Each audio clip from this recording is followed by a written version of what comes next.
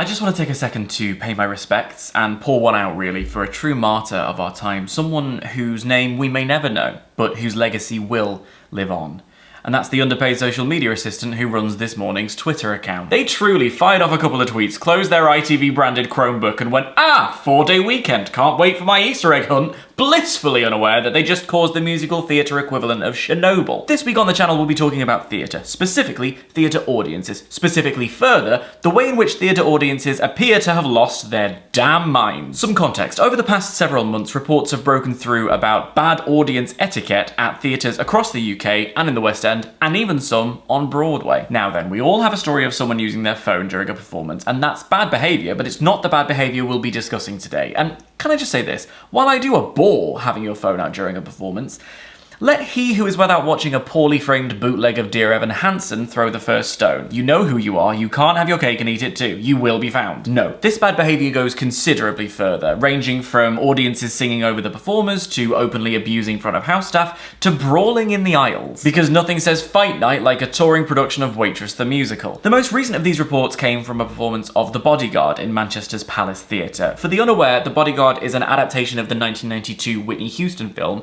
and as such contains many of her hits. And audiences have apparently wanted to sing along, unsurprising given that Whitney was famous for her catalogue of hits that are very easy to sing even for non-professionals. Audience members coming to the theatre to sing along has become so commonplace in recent years that theatres have had to start taking action, including this one. Many announcements made that indicated no singing along, please and thank you, and the audience were made aware that they could join in at the end of the show. Fast forward, there's 10 minutes left of the show, and Melody Thornton, the other vocalist of the Pussycat Dolls, starts singing the opening bars of I Will Always Love You. At this, someone in the crowd yells, "Can we sing along now?" to a bit of laughter, and then indeed starts, well, I wouldn't say singing.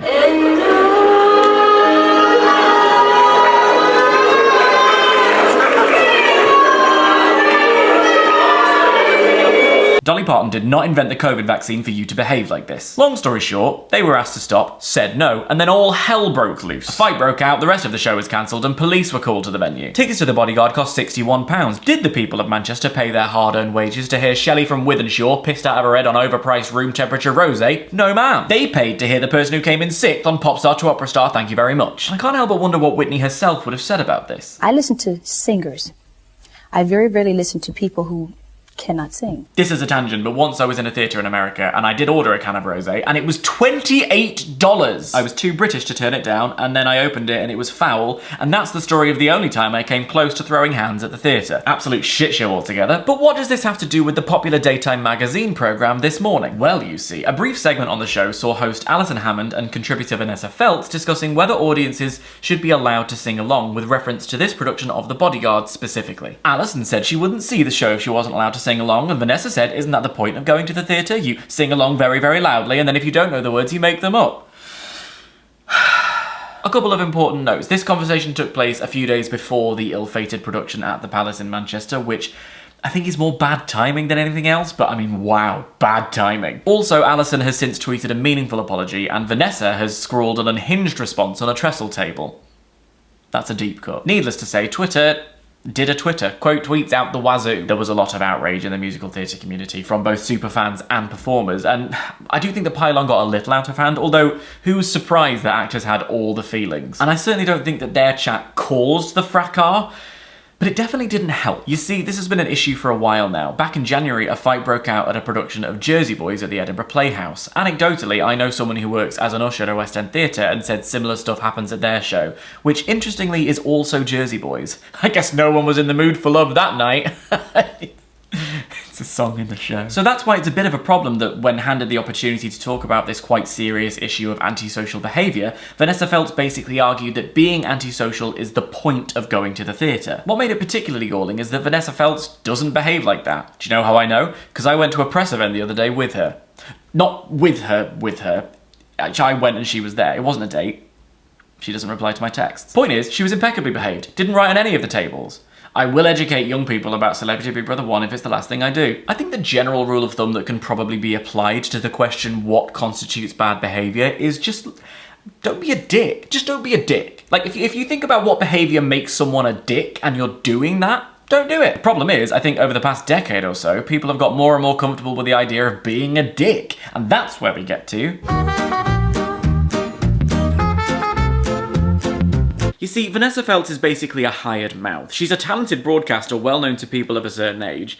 A certain age is incidentally a category that now devastatingly includes myself, and one of the ways she makes a living is by appearing on shows like This Morning to argue an opinion, which happens a lot. And how do I know that? Because I used to work with someone whose husband was one of them. Basically, they get a call and say, are you available on this day to come and argue this point? There seems to be no prerequisite to actually hold the opinion, and that's how we get television gold, like the moment Katie Hopkins went on to talk about how stupid it is to name your child after a geographical location, only to be reminded, your child's called India.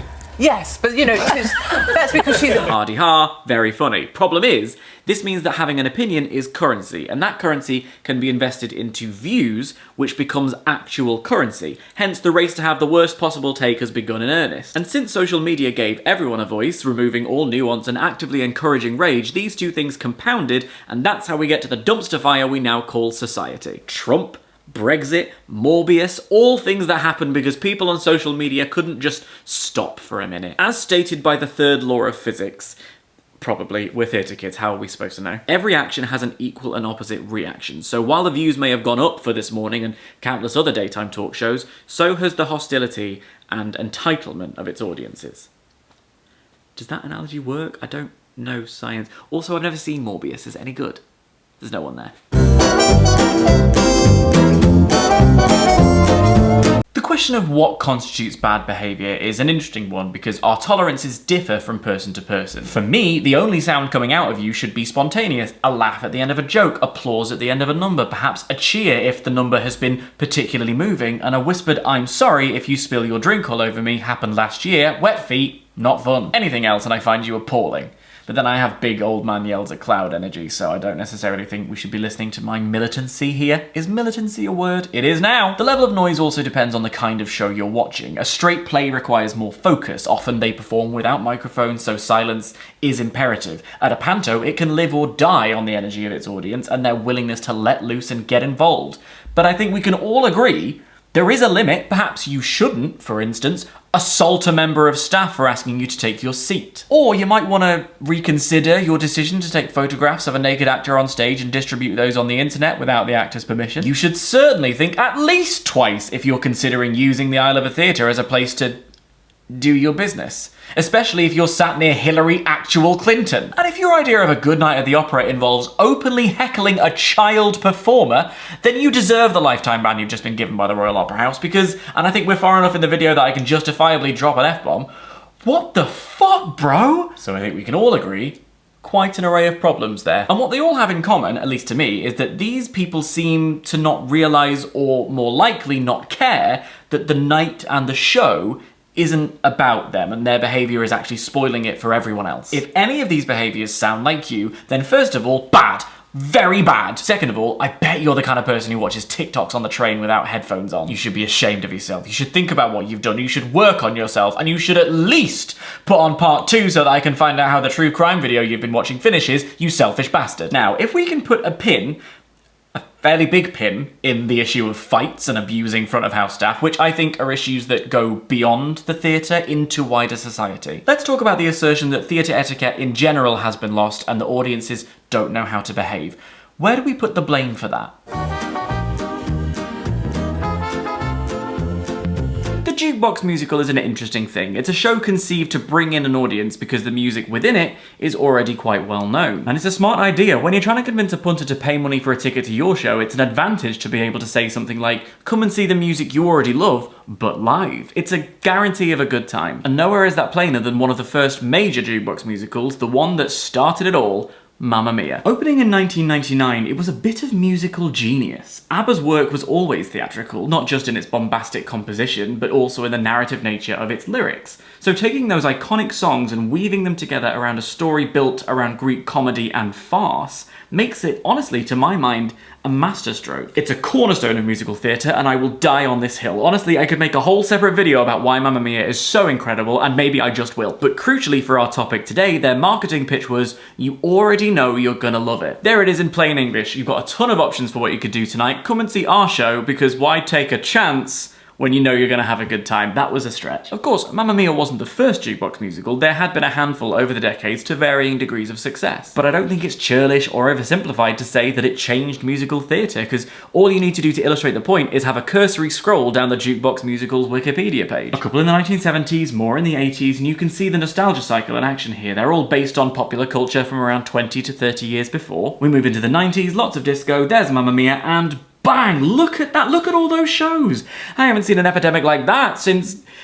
It's still too soon, isn't it? Yeah, it is. Now let me tell you what this isn't. This is not a slam piece about jukebox musicals. I actually like them very much. I think there's a lot you can say about them. They're a fascinating subgenre. And we could have a serious, critical, analytical English literature, film studies, drama student conversation about the jukebox musical, how at its finest it frames popular music in brand new ways, and how, at its worst, it's a pandering and disingenuous cash grab. But for the purposes of this video, I'll just say that I enjoy snobbery as much as the next person. In fact, I enjoy it more than most. But blanket sneering at the jukebox musical is lazy, it's classist, and worst of all, it's a bit cringe actually. With that said, I hypothesize that there might be a correlation between the bad behaviour and the jukebox musicals, specifically the ones that present their musical numbers as a sort of live concert production, with a mic in hand singing directly to the audience. When you craft a show entirely around music that people already know, and you separate the narrative element from the musical element in that way, and the music you're using is pop music designed to be danced to rather than theatre music designed to be felt, you can kind of understand why some audiences are going to want to sing along. Live music is compelling in that way, and when you allow your actors to sing directly to the audience, it kind of breaks the fourth wall and allows them to leave that conceit of being in the theatre and implicitly coaxes them into action. And further, when your show exists because you've spotted jukebox musicals are a great way to sell tickets to people who otherwise might not come to the theatre, and then that's the vibe they're presented with, you can kind of start to see how it happens. And it's not just the style of the show, it's the way they're marketed. I mean, you already know you're gonna love it is a great tagline, but I wonder if they'll consider changing it because of the recent rowdiness. Producers have been discouraged from using certain phrases on their advertising materials, and I think that makes a lot of sense, because if you're billing an evening at the theatre as the best party in town and tell them they're gonna be dancing down the aisles, well, you can hardly blame them for showing up in a party mood ready to dance down the aisle. Some shows have been really cognizant of this, and in fact have built in a sort of sing-along and dance-around curtain call so that you can have that opportunity for cathartic release. Two of my fondest theatre-going moments were at Mamma Mia and a production of Dreamboats and Petticoats, where I saw two separate people living out loud for the music. Crucially, they'd been chill for the whole show, and were now using this curtain call as an opportunity to put a cherry on top of what I hope had been a wonderful night for them. And it's worth saying as well that this isn't limited to jukebox musicals, and that's why I want to be very clear that this is not a hit piece. I could, and probably will, make separate videos about the way fandom has changed the way that shows are not only consumed, but also produced. Heathers is a great example of a show that's built a ferocious fan base by playing specifically into a sort of disruptive, countercultural energy. It's also a brand new musical, and one of the first shows that a new generation of theatregoers has had the opportunity to claim ownership of. And just in case you're lighting any torches and getting ready to throw your scrunchie at me, I promise that I think that is cool and interesting, and when I do explore the topic, I'll do so with nuance and depth. Nothing scares me more than an impassioned Heathers fan. But people can take it too far, at musicals, at plays, at pantos, even at a Taylor Swift gig, and often they don't even realise it. It's a natural human thing to get caught up in the moment, feel your emotions get heightened, and suddenly you think you're contributing to a cool energy, when in reality you're hijacking the show and disrespecting the performers. Would I say mob mentality? No, because I'm too scared. And when I put out a request for thoughts from my followers on Instagram, I was really intrigued to see some people say things like, actually in the show 6 they really like it when you get involved, only for that to then be contradicted by some people saying, I worked on 6, they don't like it when you get involved. So what we see there is a dissonance between the performers, who put a huge amount of their energy and soul even to getting onto that stage, let alone the performance that they're giving, and the audience, who seem to believe that they are entitled to experience the show on their terms. I want to be abundantly clear that I'm not placing the blame on the shows here, and I don't think the shows should be changed. I certainly don't think that less of these shows should be made. I'm just trying to find a logical way to get from A, a show being put on, to B, someone having a literal fight in the audience. I don't know that there is a logical way to get there, but God loves a trier. And again, I'm trying to understand it rather than diagnose it, so I don't know that this is 100% what's going on. It's a hypothesis, please don't come for me. And I've not even touched on how the pandemic may or may not have influenced our understanding of social interaction. Perhaps we all became so accustomed to hate watching nonsense trash at home and shouting out at the TV that we decided to bring that kind of energy with us into the new world. And the pandemic also showed us that we are communal creatures. We crave that kind of shared experience. How else do you explain why so many people watch Tiger King in the first couple of weeks of lockdown. It wasn't because it was good. So why are some of us sabotaging these shared experiences by acting, as I said before, like a bit of a dick? However way you slice it, this is a present and apparently growing problem, and I think we're just gonna have to face up to the fact that our British way of dealing with it, turning around briefly in our seat and sighing/tutting loudly, it's just not gonna cut it. I don't really know how we fix it, honestly. I mean, I don't think it should be on the shoulders of the drama student working front of house for minimum wage, selling programs that, if I may, have gone down in quality but up in price, and I should know because I buy them compulsively. Nor should it be the responsibility of the actors, even if I would frankly pay £61 100 times over to have been in the room when Patti LuPone handed this guy his ass. Stop taking pictures right now! You heard the announcement? Who do you think you are? And this person. Patti LuPone is starring in a new role, Cell Phone Police. Well, she was texting through the entire first act, and she was sitting right there in the second seat. It was right here, it was this lady right here, and I just grabbed the phone and went, And also this person. Put your mask over your nose. That's why you're in the theater. That is the rule. Actually, maybe the solution is Patti LuPone. The woman terrifies me. But I think the really galling thing is, I just don't think it should even be an issue. I don't understand. I can't wrap my head around how we've arrived at a place in society where we behave like this and are okay with it. And when I really stew on it, my mind goes to the core of why the theatrical experience exists. Why are we here? As artists, why do we put on shows? Why do we write them? As audiences, why do we go and see them? Why do we spend thousands of pounds and years of our lives training to put on productions and make films? Simply because humans are storytellers. We always have been through all of time. Even the first cave drawing was us trying to represent the world around us so that we could communicate, to be seen and be understood. We come to the theatre to laugh and to cry and to love. And not to get all Nicole Kidman about it, but heartbreak does feel good in a place like this.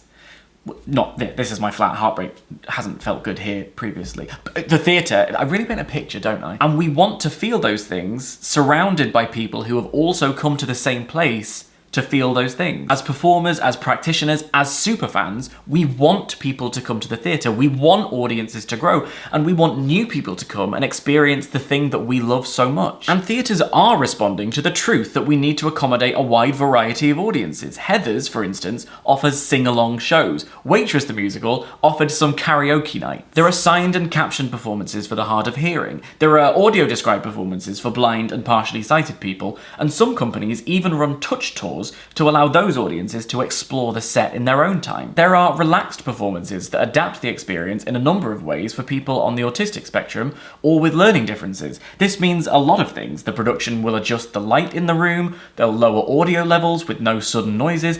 They even provide chill-out zones where you can take a break if you need it. Archie hasn't been to the theatre since he was 4. Archie, would you go to another theatre often? I would go to another theatre. So it's just a matter of confidence boost. All of that is wonderful, and it genuinely means a lot to me, even though I'm privileged enough to be able to go to any type of show. Because theatre is for everyone. I want everyone to have the same experience I had that allowed me to feel found and gave my life purpose. And not every show is going to manage giving you purpose. Believe me, I've seen my share of stinkers, although I won't be naming any of them, because if I've learned anything from 10 years on the internet, it's that there's a fandom for everything and they will find you. But just like, if you invite someone around your gaff and they take a shit in the hallway, you're probably going to think like, I might not invite you round again.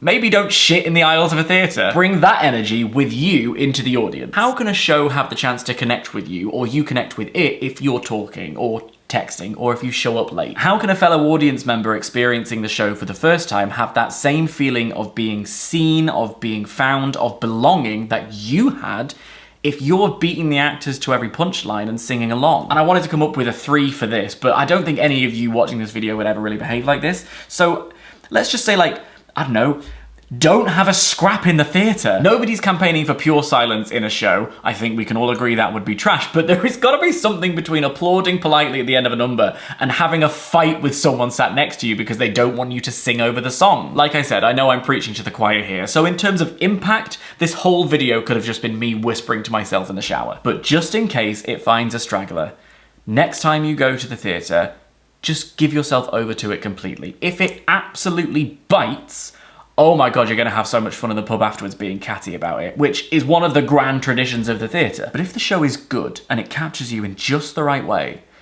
it might change the way you see the world.